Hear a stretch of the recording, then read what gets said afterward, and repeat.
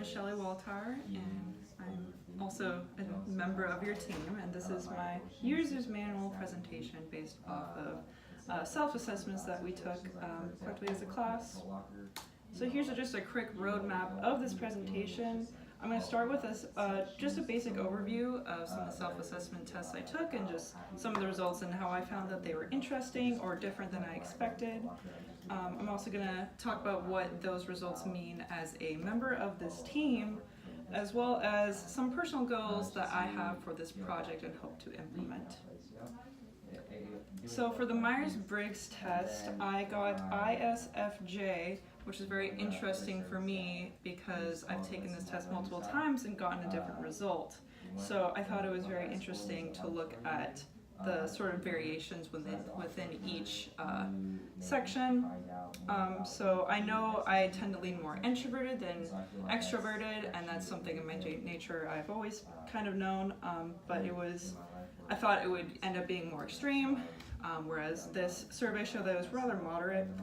Sensing and intuition, as well as feeling overthinking, was also very slight. One of them was only a 6% difference, and I thought that was really interesting, how I very much fit in the middle there. And then judging over perceiving was moderate, which is interesting because the last time I took a test, it was very much the other way around. So sorry. Okay. Just don't.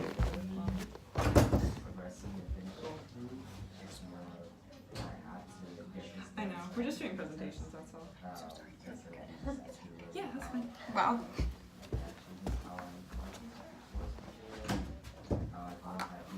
Was it locked? Oh no. Okay, where was I? That's okay. You can just. You can probably just flash through them. No, so sorry. You're good. Not a big deal at all. I scored a 136, Cool. and that was below average. And in this test, Just ignore me, I'm just gonna keep presenting. Anyway, as I was saying, last time I took this test, perceiving was way more than judging, which I thought was interesting, if it's just my college experience has changed that or what. But yeah, so I just thought that all of those results are very interesting, and I think they would. I'm going to probably talk about how they apply as a team member later in the presentation. Second, taking the Big 5 test. I actually took the one on Team Helper, and I took a separate one because I was struggling trying to figure out what the results meant, and so I took a different one that output pretty similar results, but in a way that I could really understand. So it showed that I had moderate extroversion, really between introvertedness and extrovertedness, and I think that highlights how I can sort of fit where I need to be. I enjoy being by myself, but if I need to be extroverted, I can do that. I can interact with people just fine, and I can express that energy when the time needs it. It showed that I had very high agreeableness, which I think was very expected for me. I know I'm somewhat of a people pleaser. I don't like to have confrontation or conflicts going into things, which can be helpful and problematic, as I'll talk about later. I had moderate conscientiousness, which I thought was really interesting to think about, because it's not something I think about very often. The test I took actually broke down the different parts of it and said, revealed that I'm very responsible and will do things out of responsibility, but not necessarily because I want to be productive or want to do that thing. And then finally, it shows that I have moderately high open-mindedness, which means that I can like to stick to what I know how to do, but I'm willing to try new experiences and kind of go out of my comfort zone there.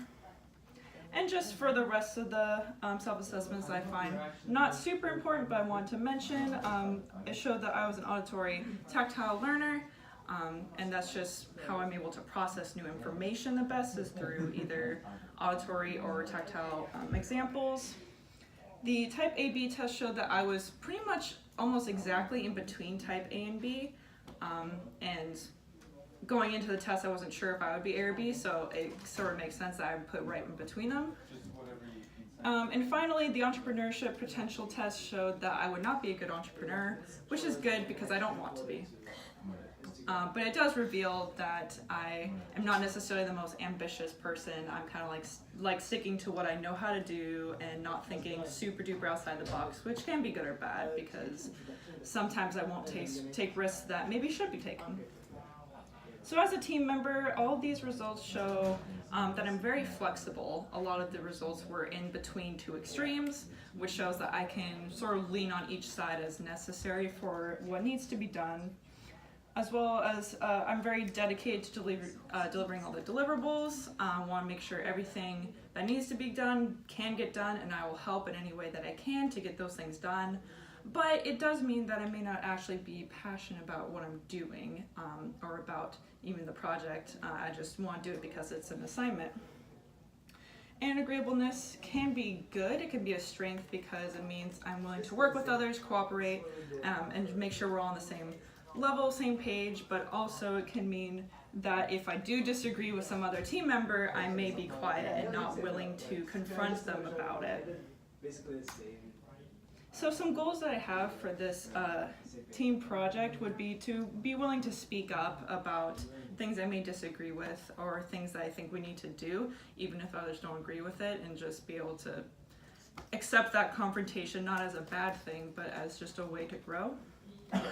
As well as to find purpose in this project outside of it being just for a class. I think there's lots of value into analyzing a team and organization, just given I know my potential future plans. And I want to take that, and I don't want to take it for granted as we're working on this project. I really want to help influence my future in life.